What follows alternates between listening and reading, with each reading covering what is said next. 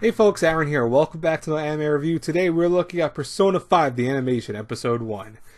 Now, if you guys and girls know me, you don't even have to follow me on Twitter to know this. I am one of the biggest diehard fans of Persona. All things Persona I've played.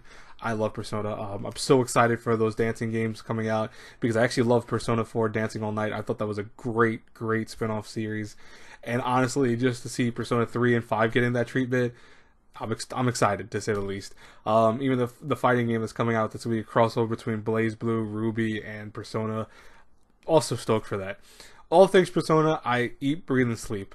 But Persona 5 was definitely on a whole different level because Persona 5 for me was amazing. It was definitely one of my favorite games of last year, to be honest with you guys and girls. And I played through it all the way through completion. It took me like less than a couple days. I think 81 hours completion time. So what, like 4 days, 5 days. But also, even besides that, I also went back through it again on the hardest difficulty. I didn't beat it on hardest difficulty. I went through it again, some of it, but I didn't want to like kill myself either because it was pretty tough. But I will say that I loved it. That's the bottom line to it, and I was very much stoked for the anime when I heard the anime was getting announced for it. That's why I think there's some kind of disconnect here with me with the first episode of the anime. So Persona 5, the animation, in case you guys have no idea what Persona is, you don't need to really per se know. Persona 5 is its own story, just like most of the Persona games. But the thing is that it follows a young man who just recently was convicted of a criminal felony by the fact of him trying to attack someone that looked like it was a politician. So thus he gets sent from his hometown to live with this random dude, a stranger, who apparently is a family friend, and he's now he's on probation of sorts for 1 year. He must be in this place and just stay out of trouble. If he gets in trouble again, he will go back to jail, and that's it for that. But the thing is that as you find out about his character, it's not a spoiler in case you didn't know, but he is innocent. What he did was he saw someone being hurt, and he went in to save the day and try to help this lady. But the thing was that this politician has a lot of power, a lot of influence, so they wrongly accused him, and even the girl sided against him. So it made him look like he was the guilty party, like he was the one who assaulted the politician and even this girl. So it made him into a villain essentially. But what the first episode does is establishes this world to a certain degree. It establishes that he went to move to this other place with this person named Sojiro, and he also meets various characters already. We're starting to see some of the bigger, the first, like, I want to say first hour enemies of the series. But the thing is that I'm not going to spoil it any more than that. I don't want to give you too much more details because it's one of those things, if I go through too much of it, it spoils things left and right. So I really got to watch what I say. And, even that part I just told you, it's not really a spoiler, it's something that's pretty much right away, realized. But I do want to keep certain things, I want you guys to go into a certain degree blind because I think that's the most enjoyable way to enjoy Persona 5. But I will say that maybe because I've played it so many times, maybe because I've slept, and breathed Persona 5 last year, it might have made it where I know the story back and forth. I know these concepts. I know these characters. I know the spin-offs. I know the side stories. I know the side quests. I know a lot about the world of Persona 5.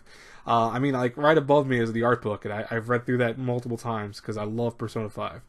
But, and by the way, just in case you guys don't believe that, I'll take it down real fast to show you. I kid you not, like this is the art book. It's right above me, and it goes into detail with all the characters and stuff like that. Wasn't joking about that.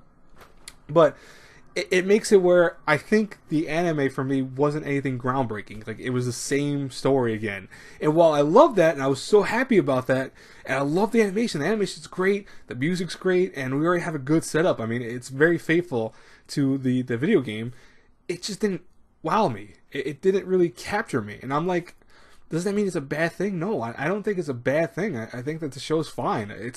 And I got to make sure I remember to review it that way because I don't want you guys to hate me and be like, oh, you don't like it? It's not that I don't like it. I just didn't get wowed by it. And I'm hoping that maybe some things here and there will change with the animation. Maybe they go different routes with it and we'll see some interesting things happen here and there. But right now it's so faithful to the game that I'm like, oh, I'm replaying the game again, which I don't per se mind. But to see that in an anime form is like, it's cool, but also feels like it's been retreaded territory that I've already experienced. Will I say to watch it? I will freaking hell yeah say to watch it. You should definitely go check out Persona 5 Episode 1. It is freaking fantastic. Even if you are a fan, even if you're not a fan, go watch the first episode.